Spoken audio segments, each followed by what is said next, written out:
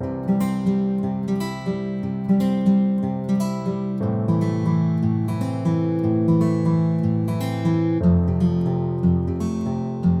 a todos y bienvenidos al primer programa de 2025 en Así Somos. Hoy además tenemos un enorme placer de contar con nosotros con ese invitado que habéis elegido vosotros y que por fin hoy está aquí con nosotros. Se trata de Nicolás Castaño, o como muchos lo conocemos, don Nicolás.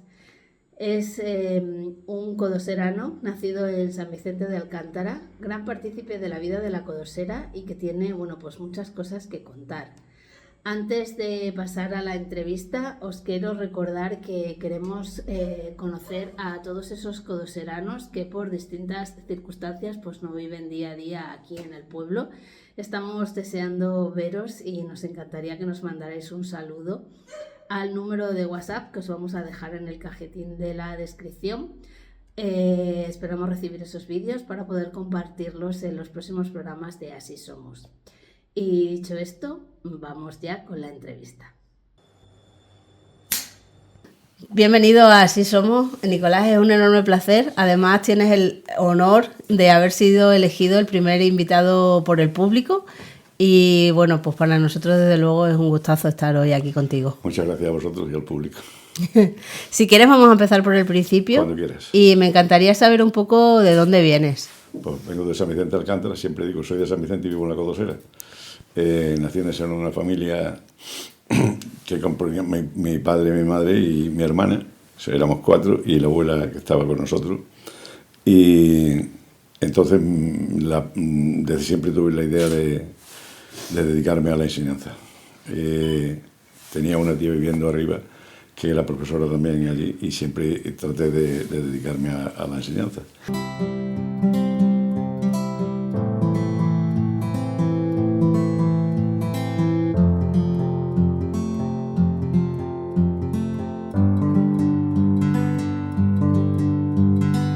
De hecho, ¿cuándo llegaste a la codosera y cuál fue el motivo? Porque creo que está relacionado con lo que nos estás contando. Sí.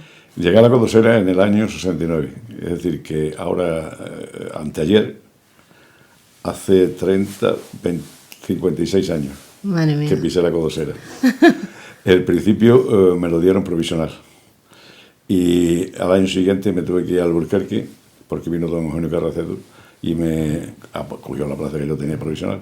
Y aquel mismo curso me dijeron unos compañeros que había salido de la codosera, pero que tenía una pega, que había que servirla por 6 años. Y cuando llegué a casa y le dije a mi madre, ya viuda, que tenía que servirla por 6 años, dice, bueno, hijo, pero ahí está cerca de casa. Y son 6 años, y yo voy a 56. De hecho, es que tú dices que soy de San Vicente, pero yo creo que puedes decir que eres de los dos sitios. Sí, sí, te digo una cosa, Ángela, yo me considero un ciudadano del mundo. Porque en uno de los programas que teníamos aquí hace ya muchos años, tuvimos más de 20 años haciendo el proyecto transfronterizo y ese era precisamente que el objetivo principal era que nuestros alumnos, sin perder su propia identidad, se sintiesen ciudadanos de un mundo sin fronteras. Claro, si yo he propuesto eso a través de mi contacto con un compañero de Portugal, y no me considero yo ciudadano del mundo, pues estaría perdido. De hecho, es que yo recuerdo aquello. Además eran unas jornadas muy divertidas. Sí. Y muy, sí. Fue muy enriquecedor. Sí, sí, había totalmente. No sé, el tema de los miramos por encima del hombro a los portugueses. Sí. Y eso llevaba un año y otro, y ya decidimos hacerlo. A propuesta del compañero Daniel Olvino de ahí de Arronches, decidimos que lo que estaba tan unido, tanto a nivel familiar, matrimonios mixtos, como a nivel de negocio y como a nivel de amistades y tal, socialmente ¿cómo es posible que ahí la administración nos separase de esa manera? Entonces sí. Tratábamos de luchar con eso y los primeros encuentros los hicimos todavía con la frontera sin estar libres. Sí, es verdad. Y creo que por el sentir que nos dijeron y el apoyo que recibimos del Gabinete de Iniciativas Transfronterizas en la Junta de Extremadura, creo que fue una buena semilla la que nosotros tratamos de que se cultivara. Y duró mucho tiempo, pero... Hombre, ahora el cambio se ve, ¿no? Ya por lo menos la visión que tenemos de la gente del otro lado no es la misma. Era totalmente diferente. Era totalmente diferente. Aquello era la frontera, y esto era eso. Venían los transportes de todos los caseríos, y entonces teníamos 110 alumnos en el transporte escolar. Y todos, lógicamente, hablando el portuñol. Exactamente. El portugués y el español. Claro. En principio parece ser que había personas que estaban dispuestas a que siguiesen hablando, que se adaptasen a nosotros. Mismo nosotros teníamos que adaptarnos a ellos. Y fue una lucha bastante grande para que los niños, lógicamente, dejasen de hablar y hablasen ya el castellano correctamente. Claro. Pero bueno, al fin se consiguió y se salvó la barrera esta de que ni más ni menos, sí, todos iguales.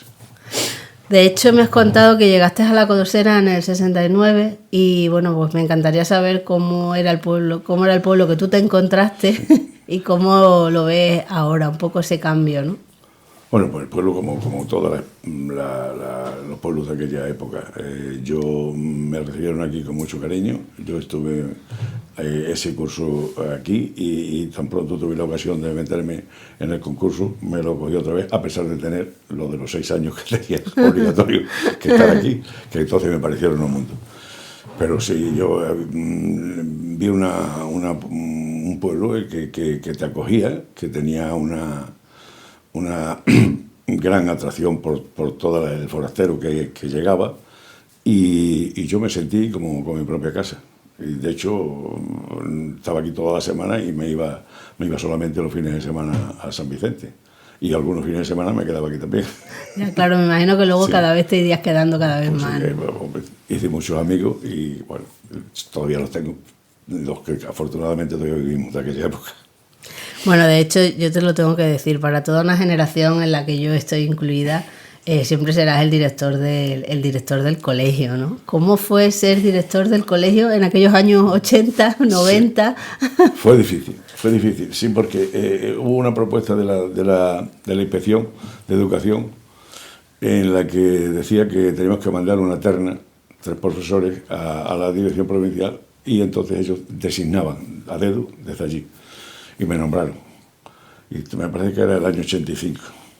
Tenía 44 niños en clase. Y fue una época que, si no llegase por el apoyo de muchos compañeros, no hubiese podido tirar para adelante. Porque entonces el director daba clase también. Sí. No como después, sí. Que el director tenía una reducción de jornada y estaba menos tiempo en clase con los alumnos, y tenía tiempo para dedicarse a eso. Y luego tenía también un equipo directivo ya para el jefe de estudio y el secretario, como compañeros ya de viaje.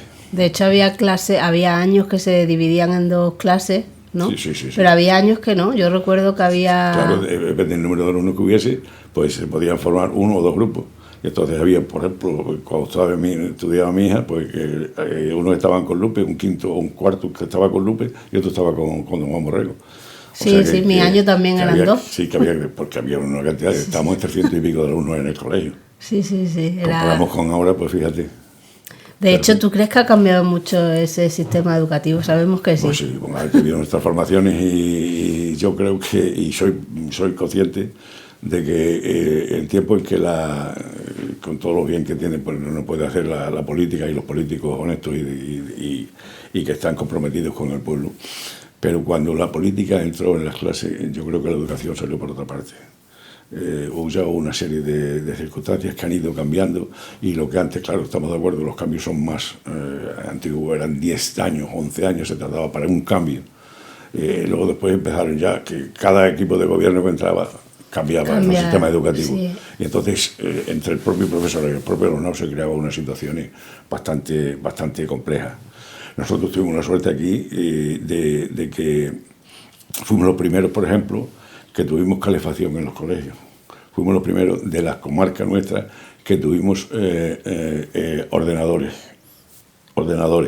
Fuimos los primeros que tuvimos material de gimnasio sin tener gimnasio.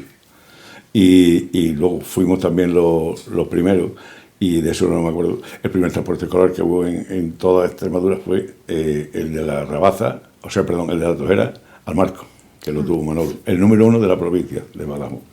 Y también otra cosa que, en función del trabajo que habíamos realizado durante esos 20 años, cuando nos propusieron el programa de lengua y cultura portuguesa.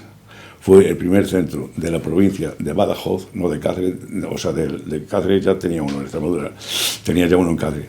El primero de la provincia de Badajoz, que tuvo 2 profesoras destacadas del programa de lengua y cultura portuguesa en la Codosera. Muy necesario además aquí. Muy necesario, porque muchos padres también lo demandaban, pero tuvimos la suerte de que nos lo concediese en base a la semilla que habíamos sembrado antes.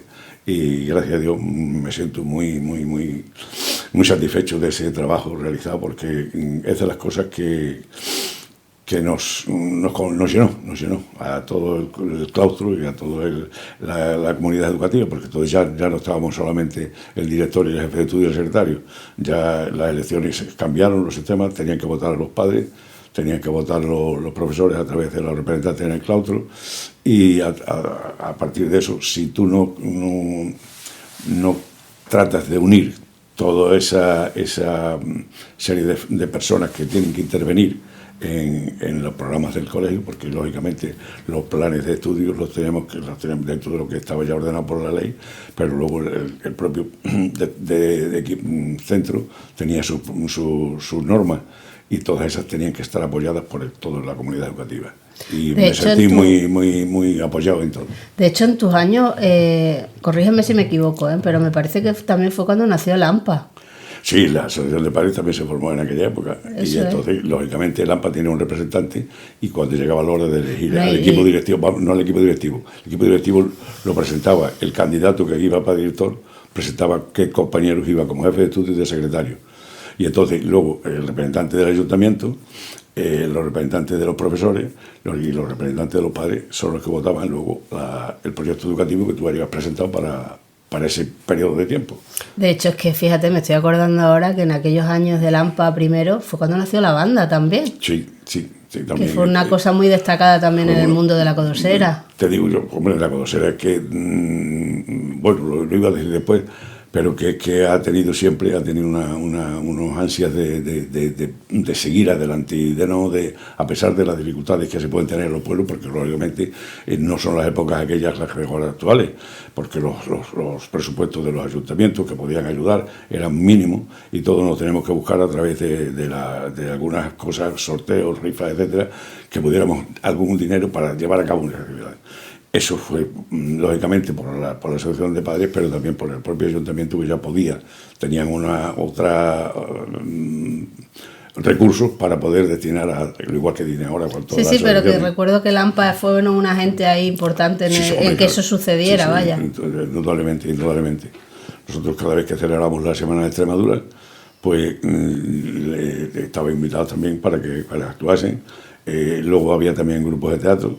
Lupe estuvo siempre dirigiendo el teatro infantil aquí en la Codosera, y estuvo también en fin, cualquier actividad que se organizase, era toda la comunidad la que participaba. Sí. Y quieras que no, eso es bueno para los pueblos, porque trata de unir a la gente, a pesar de las diferencias que tenemos. Pero que cada uno seamos de nuestro padre y de nuestra madre. Y además que es lo bueno.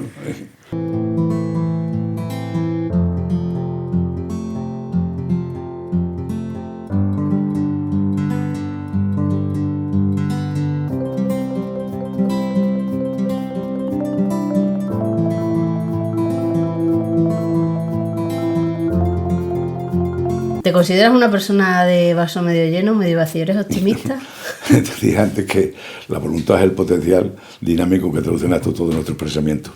Si el vaso está exactamente igual, nosotros lo que tenemos que ir al todo.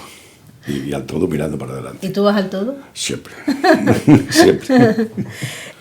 ¿Cuál es tu rincón favorito de la Codosera? Pues por los años que pasé en el deporte escolar y con el club de la Codosera, el Chandavila, pues era el Potril, y luego después con el tema de la pesca, pues el río.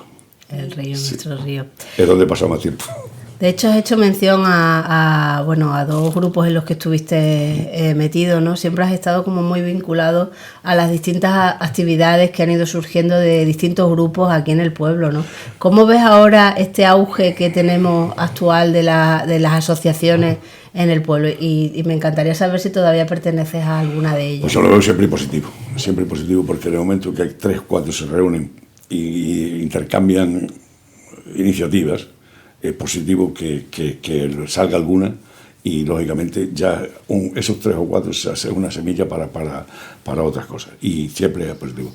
Yo, en aquella época, pues fundamos Cáritas, en aquella época se hizo lo del fútbol, en aquella época se ha estado el tema de los donantes de sangre, exactamente igual, también se creó allá por el año 90, no tengo la fecha exacta aquí ahora, pero por el año 90 se creó la hermandad de donantes de sangre, y desde entonces estoy al frente de esa. Ahora, en este tiempo, pues es diferente. ¿Por qué? Porque ya no pasó tanto tiempo aquí en la Codosera, pero sigo implicado con los donantes de sangre, sigo implicado con el trabajo de Cáritas, estoy trabajando en el Banco de Alimentos con un proyecto que he hecho en la Universidad de Mayores, del cual llevamos 16 años, porque se acaban los 5 grados obligatorios, entre paréntesis, porque como una enseñanza no reglada, pues puede ir cuando quiera y cuando no quiera. Y a partir de ahí se crea el posgrado, y entonces estamos en el posgrado. Y allí fundé en el año 2013 el Kilomés, que es una aportación que se hace de 1 kilo al mes de alimento para la Fundación Banco de Alimentos. Y entonces, a través de estos años que llevo, desde el 2013 que lo fundé hasta ahora, hemos entregado más de 108.000 kilos de alimento al Banco de Alimentos. Madre mía, qué necesario además. Yo se pretendía era eso, simplemente que la gente se diera cuenta de la necesidad que hay y que a través de este proyecto pudieran participar. Además, mira, yo...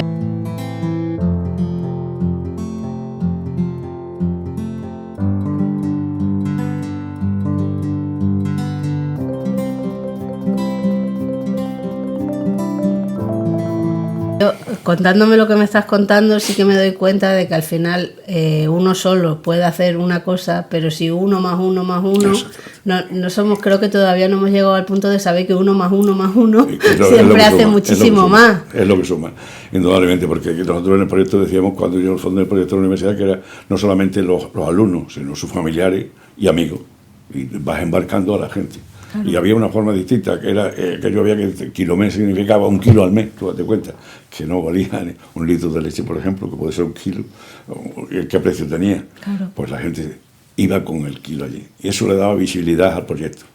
Pero después ya, como organizativamente era algo muy complicado, porque tenían que ir desde el Banco de Alimentos con una furgoneta a recogerlos allí y tal, y la gente luego iba, y tampoco le gustaba entregar unas cosas solas, ya llevaban cajas. Claro. Entonces eso era un peso. Y desde ahí decidimos, a través de la Granja al Cruce, de que depositaran todos ellos, o los que quisiesen, depositasen allí los alimentos, y luego yo me encargaba de recogerlos con un equipo de compañeros para llevarlos al Banco de Alimentos. Y cada vez que entregamos nos hacían el total de kilos, y eso ha sido la suma que hemos llegado ahora en diciembre, a 108.000 y pico de kilos de... Son muchos kilos, ¿eh? Pues sobre todo, lo único que tiene que la confianza que se ha generado con la persona, porque no le das tú 1 kilo a una persona para que se lo lleve a otro, sabes si lo va a entregar o no lo va a entregar, y gracias a Dios hemos tenido la confianza de la gente, y ahí está la labor.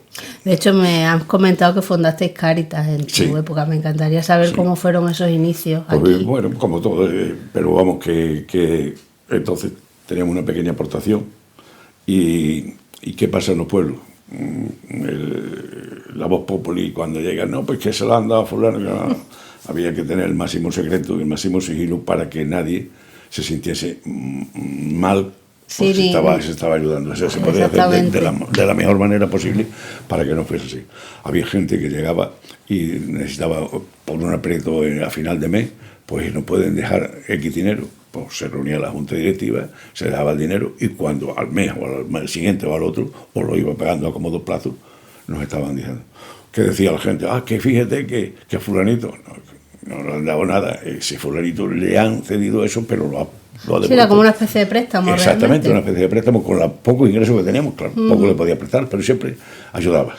Siempre se ayudaba. En un momento determinado, o bien por médico, por medicina o bien por el tema de, pues claro, no siempre la seguridad social ha estado en la misma en la misma situación, y muchas personas incluso no estaban dadas de alta, estaban trabajando y no estaban dadas de alta, no estaban dadas de alta, no tenían derecho, tenían la parte que tenía de asistencia del ayuntamiento, por ejemplo, para pagar la electricidad, ¿no? O para pagar en la tienda, para que pusieran a seguir. Entonces me imagino que Cáritas realmente aquí en la Codosera nació con el objetivo de cubrir un poco esas necesidades. Exactamente, ¿no? las necesidades que había entonces, y lógicamente había gente que ya te digo, se les daba en función de lógicamente lo que se había recaudado, y principalmente se recaudaba por las nóminas, o sea, la contribución que hacía cada uno. No es como ahora que la gente, pues, cada vez que sale una campaña se organiza los alimentos, que está muy bien, porque luego se reparten, se debe repartir a la gente más necesitada. De hecho, aquí en la Codosera, pues cuando va a la parroquia, allí al banco de alimentos, pues le dan la parte proporcional según las necesidades que tenga, para que luego ellos lo repartan aquí en el pueblo. Okay. O sea que el canal siempre es el mismo, de que se recoge a los que pueden, a los que quieren colaborar, para darle a los que lo necesitan, que es lo importante. Bueno, cambiando un poquito de tema, antes también me has comentado que perteneces a la Asociación de Pescadores. Sí. ¿Cómo está el tema? ¿Cómo ves tú el tema de la pesca ahora mismo aquí? Pues el tema de la pesca lo tenemos un poco abandonado en función de que la Junta de Extremadura nos da permiso para repoblar a nosotros, gastando la sociedad comprando los peces.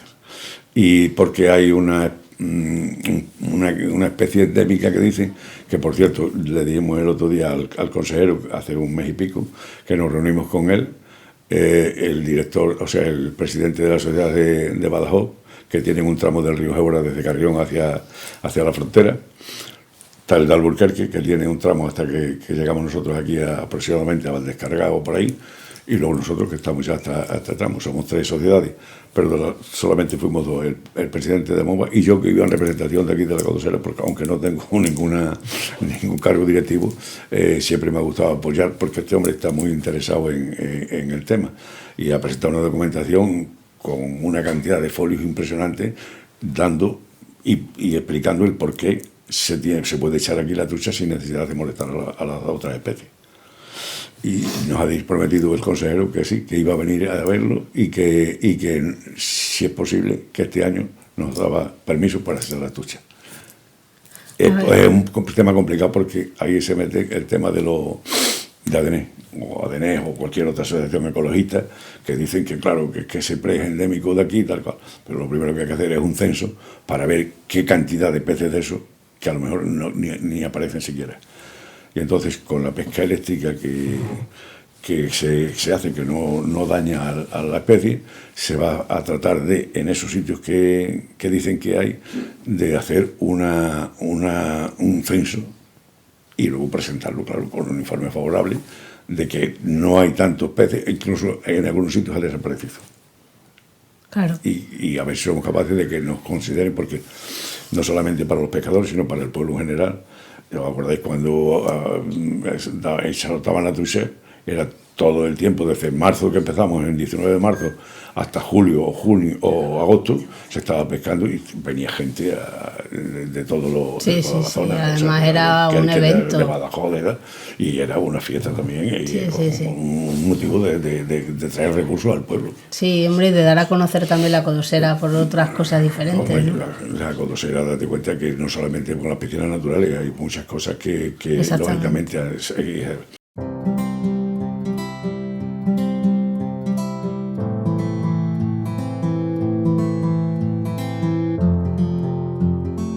Y una cosa que quería resaltar es que, hablando del tema de la Codosera, es que no se ha tenido en cuenta, se ha centrado mucho en el contrabando. ¿Era el contrabando? No, la Codosera no es solamente el contrabando.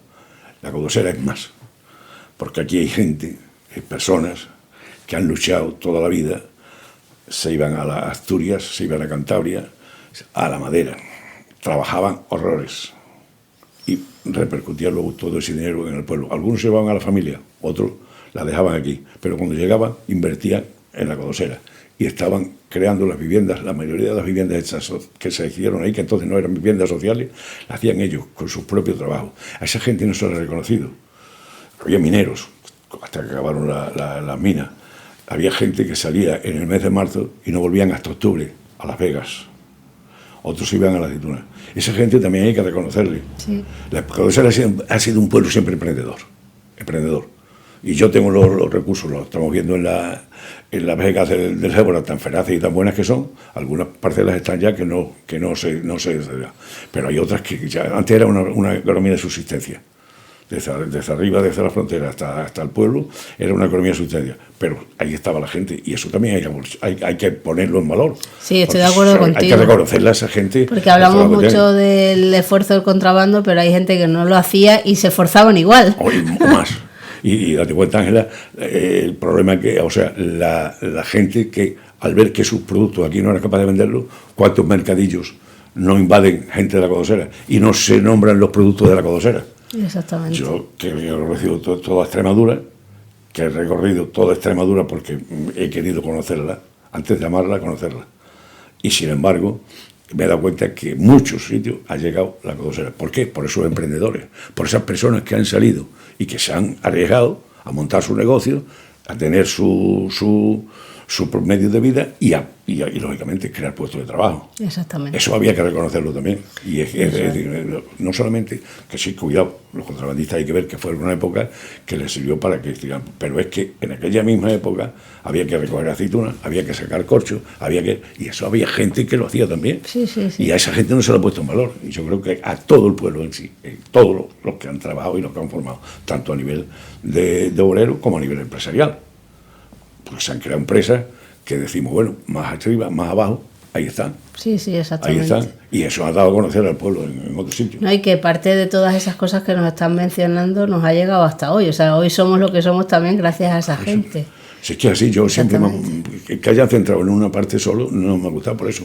Porque es que todo ha sido siempre un pueblo emprendedor y un pueblo que se ha buscado la vida. No ha sido un pueblo que ha ido de subvenciones como se ven en otros sitios. Es un pueblo que ha querido ir más allá de lo que era.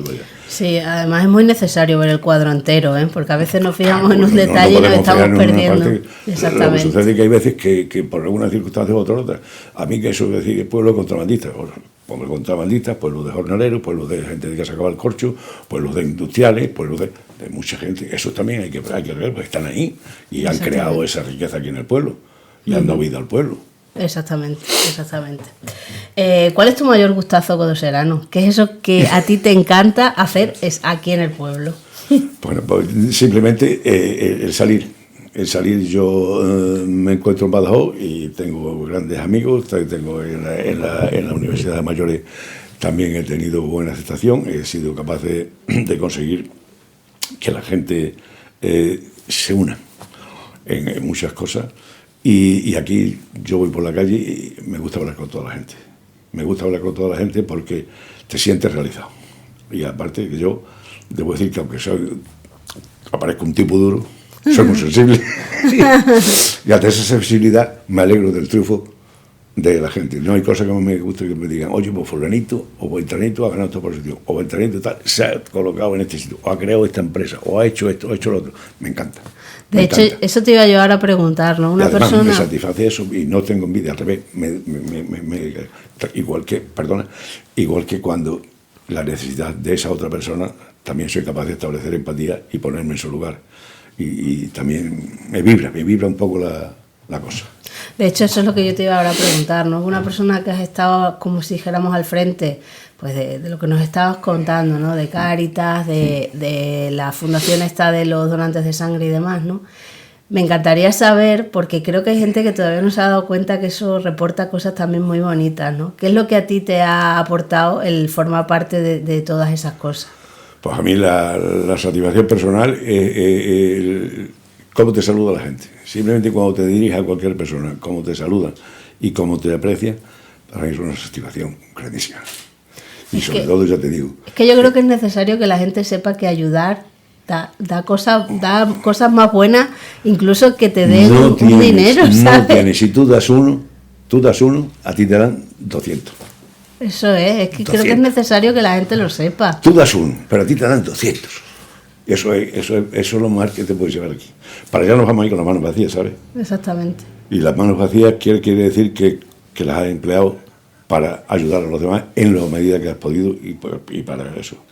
Yo una de las cosas que me siento, todas estas, no puedo dejar de decirlo, que mi familia, Belén y Lupe, o Lupe y Belén, han sufrido el tiempo que yo he estado fuera. Claro. Mi Lupe ha tenido que adoptar, porque cuando te dedicas a tantas cosas, alguien tiene que suplirte. Exactamente. Y si no estás con la comprensión y con la ayuda y el apoyo de tu familia, no eres nadie. Eso es. Entonces yo he estado haciendo todas esas cosas, involucrando todas esas cosas, porque me lo ha permitido mi familia. Y les tengo que pedir perdón por eso. Bueno, también a lo mejor es que ellas ven la vida de la misma manera que tú, entonces es más fácil. Hay muchas cosas colaboran y yo no Exactamente. Pero vamos, que lógicamente... Sí, pero que te han ayudado. Está claro. Está claro. Está claro que solo no llegamos muy lejos.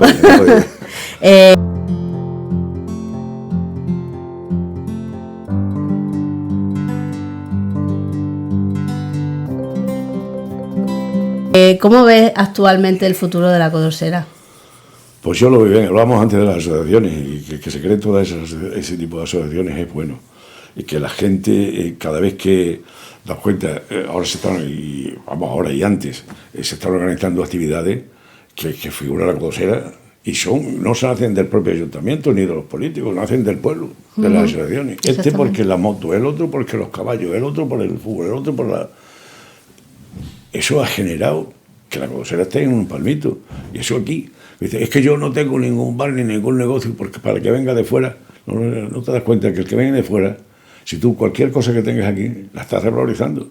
La España vacía, ¿por qué es la España vacía? Porque se ha dejado eso, porque se ha venido abajo y entonces ya no hay. Aquí no, aquí cualquier ingreso que haya, repercute en todo. Y tú dices, no tienes negocio, pero tienes vivienda, o tienes posesiones, o vives allí simplemente. Es una ventaja el que venga la gente y el que se organice todo esto. Primero, para satisfacción propia de todos los que lo hagan, y luego encima para generar riqueza, que es muy importante. Eso es, que no se vacíe, ¿no? Claro. Hay que intentar detener ese... al final también es un poco lo que hablábamos, ¿no? Que 1 más 1 más 1 más 1, pues al final revierte un poco el sistema, que sí es verdad que da un poco la espalda al mundo rural, ¿eh? Hombre, claro, eso sí es verdad. Claro, pero hay unas limitaciones que, bueno, son relativas, porque vamos a suponer, aquí hay 2 médicos y 2 ATS, ¿no? ¿Por qué no se establece un turno de mañana y de tarde? Exactamente. Pues están más tiempo ya ocupando en eso. Eso es. Con los mismos recursos se puede atender más cosas, sin embargo no se hace. Lo que me perdonen los médicos y los ATS, que son íntimos amigos míos. O sea, además ellos tampoco son responsables de la organización. En un nivel político diría, oiga, ustedes están aquí, usted trabaja por la mañana y por la tarde, que se cambia al mes siguiente o esto. Y entonces está más tiempo cubierto, con los mismos recursos está más tiempo cubierto. Exactamente, además... Es lo más elemental que hay. Exactamente, y que yo creo que si tú propones eso a la persona que está, o sea el médico o al ATS, no creo tampoco que tuvieran problemas, porque al final es como que no está bien organizado el tema. Eso creo yo. Mira, hay una cosa, San Vicente tiene un centro de salud, Alburquerque, al que estamos escritos nosotros, está ahí, ¿no? Pues una ambulancia, por lo visto que había, no sé si es con médico y con tal, y la ponen en San Vicente. No sé, poco usted en la Codosera, que no tenemos nada. Y que hay una población dispersa. Muy dispersa. Mira, además. El mayor fracaso que he tenido yo aquí cuando estuve en la dirección del colegio o simplemente como profesor ahí, ha sido que no conseguimos que el primer ciclo de secundaria se quedase aquí. No sé si os acordáis vosotros la huelga tan grande que hubo. Sí, me acuerdo. Sí. Teníamos los recursos, teníamos los profesores, teníamos el gimnasio, y además que los niños... teníamos la biblioteca, teníamos los ordenadores. No, señor, es que se ha hecho ya la secundaria separarla de la primaria. ¿Por qué? Porque lo ha dicho algún... No, y que éramos niños, yo ya me fui, yo llegué hasta 8º, yo todavía estuve en la EGB, pero sí que recuerdo que cuando ya cambió lo que tú nos estás comentando, los niños cuando se iban al Alburquerque realmente eran muy pequeños, 12 años. Tú dejas esos 2 años aquí, el primer ciclo de secundaria, hazlo aquí, que tienes los recursos, que tienes los transportes, que tienes todo. Y que un niño viene de ahí y está en 20 minutos o media hora está aquí. No tiene que irse al Alburquerque, que tiene que salir de casa a las 7 de la mañana y cuando llega a comer son las 3 de la tarde. O las 4 de la tarde, no sé a qué hora llegarán los de Electro. Y no es lo mismo 12 años que 14. No, y aparte de eso, y es que es así, si están los recursos ahí, pues ¿por qué no se pueden administrar bien? Si yo no lo entiendo. Pues dijeron que no. Y luego, lo que más me llamó la atención fue que pueblos que estaban a 5 kilómetros uno de otro, le dejaron la secundaria. Sí, es verdad. Cosas políticas. Totalmente. Pero no se puede hablar porque no es correcto. No somos políticos no tampoco. No es correcto, claro. Pero bueno, el ciudadano y que ve los problemas y que le puede dar una solución, se puede dar una solución en un momento determinado. Sí, recuerdo. Y no necesariamente tenga que ser así. Eso porque yo te digo, si teníamos todos, los profesores, lo más importante, los ordenadores, el gimnasio, todo. Y claro, un niño que venga desde la Tojera o desde la Rabaza o desde Pan de Trigo, cuando llega al Alburquerque, ¿qué hora es? Y cuando viene a comer, ¿qué hora es? Exactamente, así. Claro, eso es. Eso todo ha implicado también para que mucha gente pues, diga, que me voy a tener que ir de aquí porque yo no tengo médico desde el viernes a las 3 de la tarde hasta el lunes a las 8 de la mañana.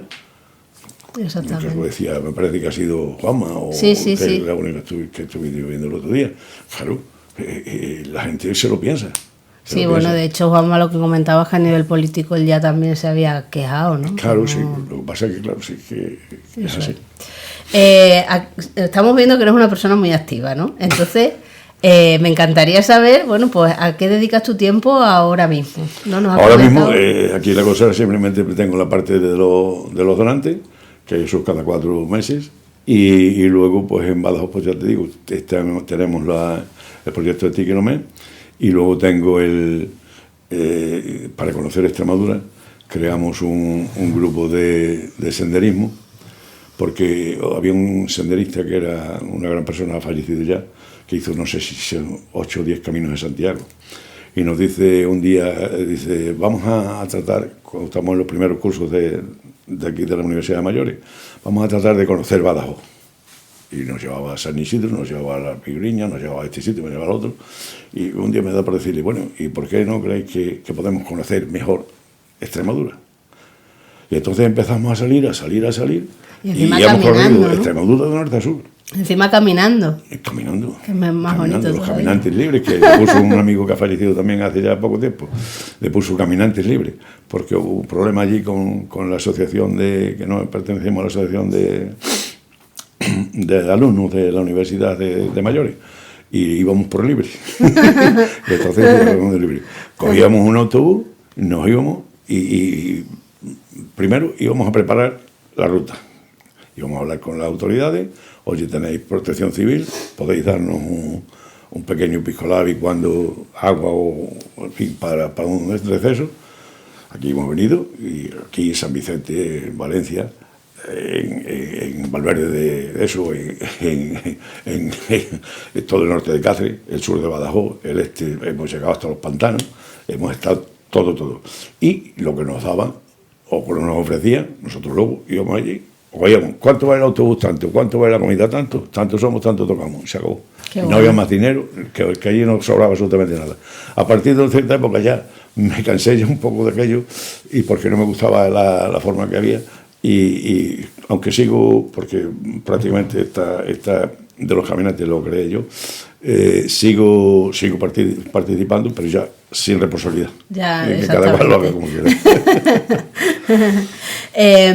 Voy a preguntarte una cosa que sé que hay mucha gente que está esperando, también un poco por la importancia que tiene el deporte en la Codosera hoy en día, ¿no? Y bueno, sabemos que fuiste muchas cosas dentro del Chandavila y sé que hay mucha gente que le gustaría saber, bueno, pues cómo viviste tú aquella época del fútbol local, que probablemente, fíjate, yo me atrevo a decir que de allí viene lo que hay hoy, ¿no? Sin dudarlo, además, vamos. No solamente del Chandavila, que ya eran los mayores, sino de los muchachos que estaban en los campeonatos escolares. Nosotros, el primer año que hizo todavía no era la Junta, todavía no estaba, todavía era la preautonomía, y crearon los campeonatos escolares. Entonces nos íbamos, y precisamente yo siempre iba con ellos y los entrenaba en el campo de fútbol. Yo te digo, por eso el potril, Patín era así. Sí, yo lo recuerdo. Arriba y abajo. Además era en tierra. Era tierra y el barro, se llegaban hasta las rodillas del barro. Bueno, los niños esos son los que fueron generando luego después para cubrir. Pues estaban los de la época de tu padre, pues eran los cuando los fundamos el Chandavila. Y había pues, gente que nos hemos pasado allí unos momentos muy buenos, muy buenos. Muy de hecho, buenos. es que se comparten mucho por redes sociales alineaciones. Las fotos estas de los inicios de los partidos todavía la gente le gusta. Nos recorríamos también mucha parte de Extremadura y íbamos, pues, entonces había una serie de boletos, no sé qué, que se jugaba en los bares y con aquello nos alimentamos y lo poco que nos daba el ayuntamiento, alguna subvención, pero vamos, muy poco porque no había, en aquella época no había para repartir tanto. Y las camisetas, pues la mayoría se tenían que comprar, otra vez ya a medida que íbamos generando ya un poco de riqueza en cuanto a que las entradas que vendía y tal y cual, pues ya se encontraba una señora que le lavara la ropa, no sé quién se le compró una lavadora y la misión tenía que durante tanto tiempo tenía que estar lavando la ropa de esto. Algunos se tenían que venir a duchar a su casa porque no teníamos ni agua allí, iban allá al fondo del potril, lo que es ahora el fondo del potril, que había una especie de abrevadero más que otra cosa, y allí se echaba un cubo de agua por encima, luego ya le podíamos poner agua corriente y poco a poco, todo era de la base de eso. ¿Y participabas en una liga? Sí. Federado, y ¿qué pasaba? Que muchas veces teníamos que meter hasta los gatos, y el gato era que uno que había quedado en venir, lo habías convocado para ir al partido, y cuando llegamos a la alineación nada más que teníamos 100. Y ahora qué ponemos. Había veces que tenía que buscar Manolo, como decía yo, o tenía que buscar yo, no. Pues al primero que iba para allí, que me dio eso, pues lo poníamos, que no era jugador ni nada, fíjate a lo que nos arriesgábamos. Pero ¿cómo ibas a quedar el equipo con 10? Pues ponías allí el primero que te encontrara, y con los chicos me pasaba igual, porque algunos padres, en vez de castigarle con otra cosa, decían, no, pues ahora no vas al partido. Era lo que más le gustaba, claro. Fíjate, claro, niños que estábamos desde los 8 o 9 años que empezábamos, hasta los 12 o 14, que es cuando estaba aquí, pues teníamos de alevines, infantiles, juveniles, y eso había que salir con ellos.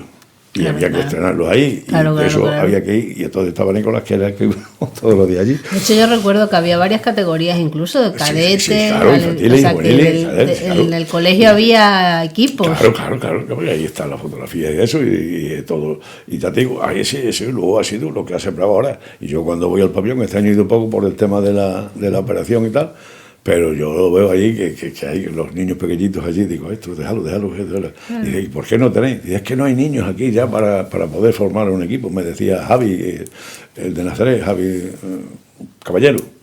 Y dice, es que no tenemos gente suficiente, algunos me han dicho que tienen que ir hasta Alburquerque a entrenar, porque no había aquí equipo. Sí. Digo, me caché nada más, eso es una pena. Y con estos que de fútbol sala, pues he visto que el pueblo ha estado ayudándole. Ahora han creado lo del baloncesto, no he podido verlo, pero estoy deseando de ir. No, pues te lo recomiendo, merece la pena. Todo verlo. Lo que sea, ya te digo, que involucres a toda esa estás creando una situación de compañerismo, de compartir y de valores que tienen que tener el deporte. Por otra cosa ya son los hinchas y esas cosas, pero lo que es el deporte en sí, bueno, y todo eso es posible.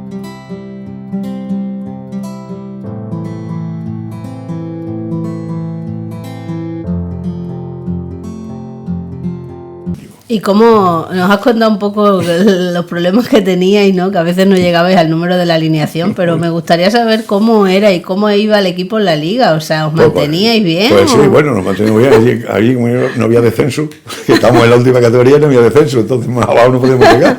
No, pero bueno, a lo mejor quedaba ahí. Era llegar a que había que hacer la inscripción para el año siguiente y tenías que tener dinero para pagarle a la federación la parte correspondiente por cada futbolista. Y íbamos a fichar y luego teníamos que venía gente de San Vicente también, gente de Alburquerque, gente de esto, y claro, tenías por la labor porque no se le podía pagar a nadie, ¿no? Y entonces íbamos completando eso. Y era un trabajo pues arduo, porque claro, no estábamos todos los directivos que estuvieran allí, y ya te digo, uno se ponía de taquillero, el otro se ponía de esto, el otro se encargaba de otra cosa, pero hay veces que se encargaba solamente uno. Y el caso es que yo recuerdo que el Potril sí que iba bastante gente a ver fútbol, era un evento... Que lo único que se hacía los domingos en eso, aparte del que no fuera misa, lo único que tenía era aquello, y la discoteca luego ya, con la cuadra, lo de Ramón allí, pero que era cuando lo que había, y la gente iba, claro, ¿qué pasa? Pues que juega mi hijo, mi nieto, mi vecino. pues ya está Claro, creando claro, un vínculo, ¿no? Y una, para que se vaya dando. Y había muchos partidos ahí, porque luego hubo problemas con los árbitros, hubo problemas con, en fin, las cosas que pasaban con el deporte. Y claro, en aquella época, que no, ya te digo, algunos se tenían que comprar las camisetas, las botas se las tenían que comprar también ellos, porque no había para él.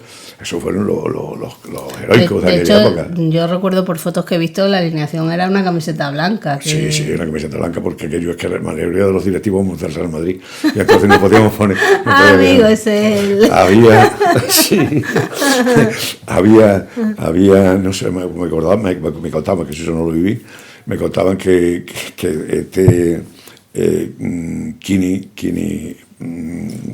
Kini Vélez, el padre de Juan Ramón y de Romieta, que le dijeron Kubala, y por lo visto ponía con los colores del Barcelona. Y luego estaba Manolo Martínez Oranto, alias Pubide, que ese llevaba los balones, y como era del Atlético de Madrid, los que no fueran del Atlético de Madrid no querían que jugase. Pero bueno, todo era en el plano de la buena armonía y de esto, ya te digo. Y luego el viaje pues se pasaba fenomenal. Me acuerdo un día que le mandaron tu padre que había un senador que le hacía rezar el Padre Nuestro antes de empezar. Madre mía. Una anécdota, no sé si lo contará alguno, pero bueno, yo la cuento. Y le dijo tu padre, dice, el senador, dígale a él si reza el Padre Nuestro. Y se Ay, qué bueno. Eso sí fue una buena. Pero luego nos llevamos todos muy bien, ya te digo, y no había problemas. No había problemas. Problemas en tratar de llegar a eso, a que llegara el dinero, que llegara la. Pero bien.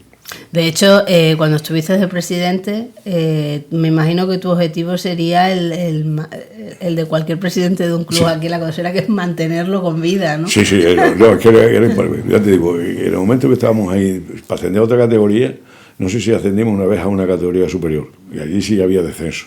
Pero nosotros, como estábamos en la última, pues ya más abajo no pudimos llegar. El problema era recaudar para eso, poner la ficha y poder, vida. exactamente. Poder mantenerlo con vida. ¿Eres una persona que has pensado que al final de todo lo que te ha pasado en la vida has aprendido, o piensas que volverías para atrás para cambiar cosas? Te digo una cosa, Ángela. Dice, bueno, ¿y para qué vas a la universidad? De mayor. Ahora que puedes tener un pulero, puedes disfrutarlo de otra manera. Cuanto más creo que sé, más ignorante soy. Lo vas allí y ves la cantidad de gente que sabe mucho más que tú. Y dices, me cago en 10. Y es así. Cuanto más se ve una persona, más ignorante, porque se da cuenta de las carencias que tiene. Exactamente. Y afortunadamente, desgraciadamente, tenemos muchas. O por lo menos yo las tengo. Sí, totalmente. ¿Hay algún evento de La Codosera que te haya encantado vivir? Pues yo no puedo resaltar uno que otro, pero me acuerdo que cuando hacíamos la celebración de la Semana Santa, de la Semana Santa de la Semana de Extremadura en la escuela, esa participación de todos los padres, esa manifestación de toda la comunidad educativa sobre aquello sí daba esto. Y luego, pues, por ejemplo, yo aquí en Semana Santa no he participado nunca, como tampoco he estado de cargo directivo y nada. Me ponían, oye, pues delante de ese santo, he visto que ha tenido una evolución, quizás en todas las cosas que se han hecho en La Codosera, la que más evolución tuvo. Eso, pues yo me acuerdo de venir aquí y estaba Simón Herrera, que para descansar, con un tambor, y no sé si Kini también con un tambor, con un esto, tocando el paso de un crucifijo que lo llevaban a hombro, porque no había andas ni había nada. De eso a lo que sea ahora mismo. Hay una gran evolución. Es una evolución, pero vamos, máxima. Y solo es el trabajo de esta gente que se han involucrado ahí y que tienen que tener, como le decía yo en el pregón de Semana Santa, que también me tocó hacer este pregonero de Semana Santa, cuando estaba aquí don Ángel, que decía yo que la Semana Santa había que vivirla también, no solamente en el aspecto exterior, que para el creyente la Semana Santa es algo más. Y esa era la misión más importante que tenía la cofradía. Y luego, pues, todo lo que han hecho para que eso se dignifique más y salga más bonito, pues indudablemente hay que valorarlo. Sí, hay que valorarlo a esas personas que se han dedicado mucho tiempo y mucho dinero y mucha parte de su, ya te digo, de su ocio para que vaya para adelante. Sí, exactamente, es lo que veníamos hablando también con lo del equipo de fútbol. Hay que darle un aplauso a esa gente porque han mantenido con vida cosas que se hacen en la Codosera y encima el plus de hacerlo prosperar, ¿no? Que es lo que estamos sin hablando. cobrar nadie nada, que ahí no cobraba nadie nada. Exactamente. Ahí sí podía pagar para que si no te lavaban tu ropa de la ropa, cuando eso pues se le pagaba a una persona lo poco que hubiera para que la ropa o para que pintara el campo de fútbol, que también nos tocaba pintarlo sin cobrar. De hecho, yo desde aquí, fíjate, le daría un aplauso muy grande porque toda esa gente es que es muy necesaria. A veces no lo valoramos porque nos basamos en el dinero. Sí. Y es que si no existiera esa gente... El altruismo para todas estas cosas es lo más importante. Y te digo una cosa, Ángela, lo que más cala en la sociedad, y más en la sociedad rural como la nuestra, es la iniciativa de las personas que están ahí sin cobrar nada y sin hacer nada. Exactamente. Te reúnes con una gente que no está en los mandos que decimos la organización del pueblo, que sí, que necesita la colaboración del ayuntamiento, que decimos bien, pero cuando sale del pueblo, eso es lo que más dura. Exactamente. Eso es lo que más dura, porque sale, es el pueblo el que lo quiere, y es el pueblo que lo vive, y lo valora mucho. Y eso de que todos vayamos allí a una, eso es maravilloso. Eso es maravilloso, exactamente. Y los pueblos seguirán para adelante, claro, siempre que sigan con esa...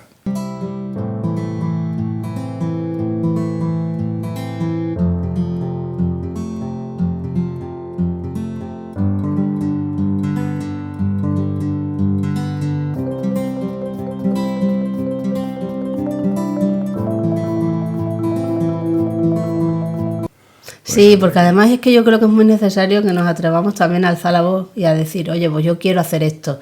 Porque si uno se atreve y lo hace, es probable que después reciba gente que diga, pues yo también. Sí, bueno, ¿sabes? Que vivimos... Lo que estáis haciendo vosotros. Exactamente. ¿Qué cobráis vosotros? Nada. Sin embargo, estáis haciendo una labor para dar a conocer el pueblo, a las personas del pueblo, que son más importantes que el pueblo. Exactamente, eso es. Y unos con menos, como yo, con menos eso, pero otros con más, pues nos van iluminando y nos van diciendo lo que sea. Tengo que hacerte una pregunta porque siempre yo me lo he preguntado, ¿no? Es una persona que tiene una gran capacidad de organización y de llevar a cabo proyectos y cosas. ¿Nunca te planteaste ser alcalde del pueblo? No, mi madre, que para descansar, siempre decía, hijo, no te metas en política, y yo seguí esa norma. Tengo que reconocer que tanto de la izquierda, del centro y como de la derecha han venido aquí a mi casa para ofrecerme participar en la política. No decir que vaya a ser alcalde, no, sino participar, luego ya veremos dónde se pone cada uno. Y no, me he sentido porque yo alabo que esa gente que se tiene valentía para enfrentarse a eso, pero que son muchos problemas y muchas enemistades. Y yo, en los sitios que he estado, como he hecho las cosas por hacerlas, no me he buscado enemistades en ningún día, en ningún sitio. Eso es. Y para mí eso es la satisfacción mayor que hay. Que tú has colaborado, has trabajado y tal. He colaborado con unos y con otros, todo el que me ha llamado, ahí estaba. Pero tú ahí, yo... Y yo tranquilo en mi casa. Sí, tal cual, sí. No, pues la responsabilidad es esa, no, la responsabilidad se puede tomar de una manera, pero yo sé lo que pasa en la política, porque ya te digo, por muy bien que lo quieras hacer, siempre creas enemistades. No eres capaz de... Pues claro, está la política, que es ese. La política, el político consiste en segarle la hierba al que está allí, incluso aunque sea de tu mismo partido. Porque es así, que yo no sería político, eso me lo dijo a mí un médico que hubo aquí, que dice, no, que yo no sería político si yo no fuera capaz de tratar de llegar a donde está el otro que me está quitando el sitio. Claro, totalmente. Entonces, eso no me gusta. No me gusta nunca. Si quieres vamos terminando y me encantaría saber un secreto confesable sobre ti, es decir, una cosa que sea un poco característica tuya, pero bueno, que no todo el mundo a lo mejor conozca. No, eso no lo sabe nadie. Yo cuando llego de Badajoz y al pasar la última curva de descargar, se ve lo que decía aquí en el Salto del Castillo, yo lo llamo el corazón de Jesús, saludarlo. Y cuando salgo aquí de mi casa, desde ahí se ve, ahora cuando salgas en el porche, se ve el corazón de Jesús, saludarlo cuando salgo. Es el primer vecino al que saluda. Es el primer vecino. Eso es así. Pues muchas gracias por estar con nosotros. A vosotros y a alabaros el trabajo que estáis haciendo. Y bueno, que me habéis dado riendas sueltas y yo no tengo de hablar. Ha sido muy interesante. Muchas gracias.